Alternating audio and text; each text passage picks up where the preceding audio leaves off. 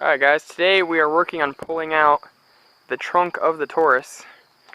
As you can see, I have it parked backwards on my trailer. I did that on purpose because obviously I'm not hauling the car anywhere.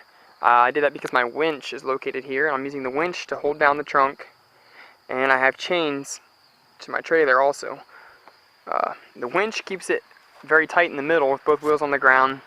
And I'm hoping maybe it'll actually V the trunk some more as we put pressure on it. Then the chain I'm going to move from one window beam to the other whenever I do each frame rail. That frame rail is not bent down at all. It's bowed on the inside of the frame just a little bit. This one here is indeed bent down on the back of the Taurus here. This is a unibody car, so the only real frame is underneath the engine compartment. The rest is all a C-channel frame attached to the floor. Or at least this was attached to the floor. As you can see, it actually ripped from the floor, just tore right out of there. It's a big old hole. The floor went up inside, and the rest of the body shoved into the wheel. Hoping when this frame pulls up, it'll pull the metal away from the wheel. I can push all that back in inside the trunk. So when this packs in, it will actually be behind the back wheel. Now where this bent down at, if you can see it, right here is part of your rear sway bar. And right behind it, right there, you can see that crack. That's where the frame split and it went down. It's trying to at the exact same spot on the other side of this car. Now my guess is it did that because that mount for the rear sway bar is there. So it created enough tension and pushed it down.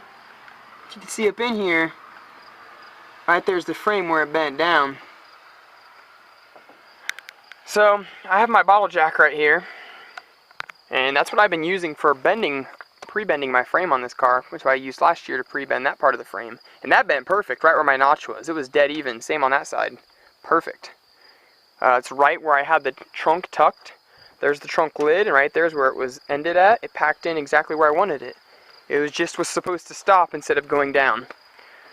So, I'm going to see if I can bend this piece all the way back straight. Then we're going to weaken and maybe put a slice in the frame directly where it bent down from the inside on both sides of the frame, and I'm going to actually take the jack and put more pressure on it. I'm going to pre-bend this back frame there upwards on an angle. So when it gets hit again, it's going to bend upwards directly where it tried to bend down, where that rear sway bar is, which is about right here in the car. And if you bring it up, it's almost right even with where the back window beam starts. So it's going to be taking this part right here, bringing that up, and it should keep it underneath my back window view. Should be able to see enough stuff. So that's our idea. We're going to see if this works, or at least get as much pulled up as we can. This is a front wheel drive car, so if worse comes to worse and these back wheels do get locked up again from the trunk, you can pull the back end around on these cars for a while and just keep mashing it in. Now I'll show you just how easy some of this frame does bend. I already got the jack with tension on the car. And if you watch here, I'm going to put my bar in here. You can watch that frame actually try to move.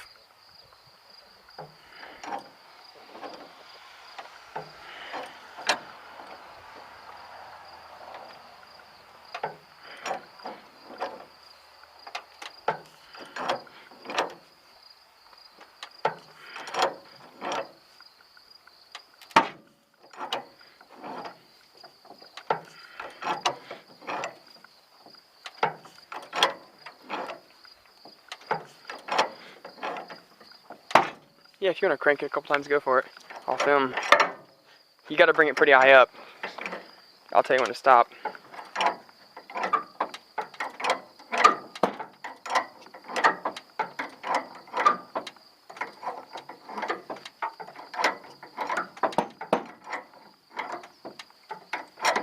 You can see the frame slowly starting to push up in there.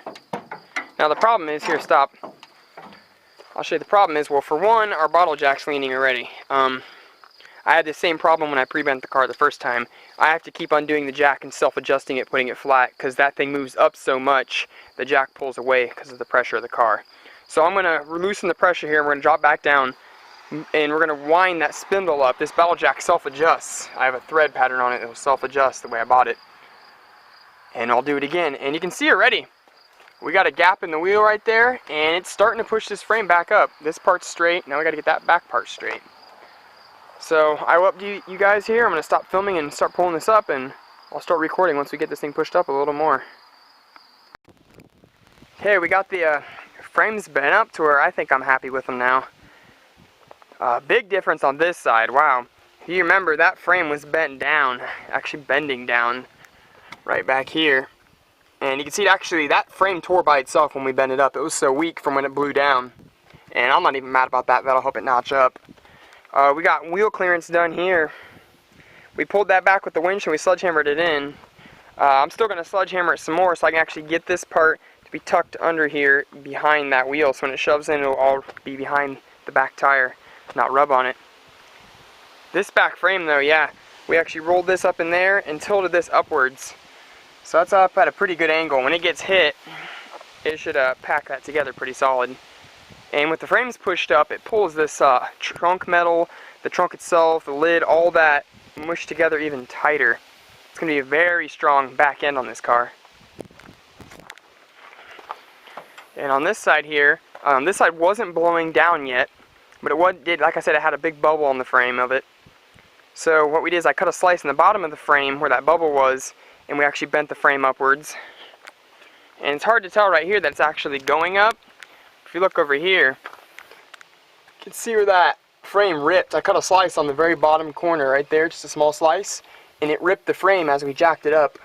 So that should definitely bend straight up right there. It's at a pretty good pre-bent angle. Also, this frame is curved inwards. If you look at the frame, you'll notice how it actually twists a little bit to the left here. That's because we jacked it up on one side versus the other side a little more. I think when I get hit now, that twist that's in the frame, that's going to go ahead and take this frame and push it inside to the center of the car. It's going to keep it from going out into this wheel. And this whole corner already has awesome wheel clearance just from how the Derby went. Most of the corners on this side, the hits there, they push that corner in real good. There's only a little bit right here that might come down into the wheel, but hopefully not. It'll keep pulling in due to that frame being cut right there and sliding over. So that's looking pretty awesome. And front end, most of that's done on this car. A few things I got to update around here with some sheet metal work, not too much up there. Trunk is mostly fixed besides some sledgehammering still. Now it's just some more internal components, and the Taurus will just about be ready to run again. That's pretty awesome. So, there you guys have it. We use the bottle jack system with the winch combined effort and bent these frames back up in shape where we need them. Hopefully they're not going to bend down now. We won't find out till the car runs at the Derby. I should be able to see from inside the trunk if it bends down during the Derby, hopefully if I pay attention enough. So, stay tuned for another update on this car when I get the sledgehammering done and a couple other minor things on the Taurus done. It should be just about ready to run.